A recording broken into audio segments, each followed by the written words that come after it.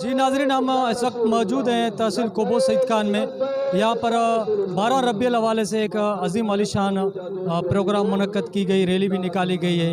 अब इस वक्त हम इस प्रोग्राम में शरीक मेहमान से बातचीत करेंगे कि उनका क्या कहना है।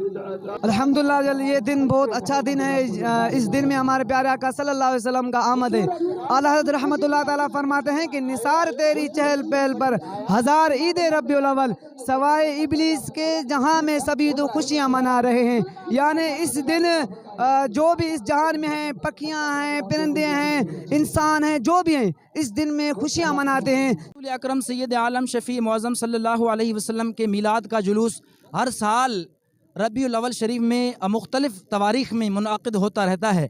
तो मुसलमान जो भी हैं जिनको सरकार सल्लल्लाहु अलैहि वसल्लम के आमद की खुशी है, सब महबूब अलैहिस्सलातु वस्सलाम के आमद की खुशी में मैदान में निकल आते हैं। रैली है और हर मुसलमान को इस नबी करीम सल्लल्लाहु अलैहि वसल्लम के पैदाइश के दिन पर खुश होना चाहिए, क्योंकि ये हमारे सब मुसलमानों के लिए, मोमिनीन के लिए ईद से बढ़कर आज का दिन जो है 12 रबीउल अव्वल का ईद से बढ़कर दिन है। जी अल्हम्दुलिल्लाह, कोबो सईद खान के और मिठो के इस्लामी भाई और पतूजा शाख के इतराफ़ के सारे इस्लामी भाई अल्हम्दुलिल्लाह इसमें शिरकत कर चुके हैं और अजीम व शान रैली इधर कच्ची पुल में आ चुका है और ये कोबो सईद खान अभी वापस जाएगी। शुरका की बातें सुनी कि हुजूर पाक के तशरीफ़ फरमा होने से दुनिया में कुफ्र ख़त्म हुआ और दुनिया अमन का चमन बन गया है।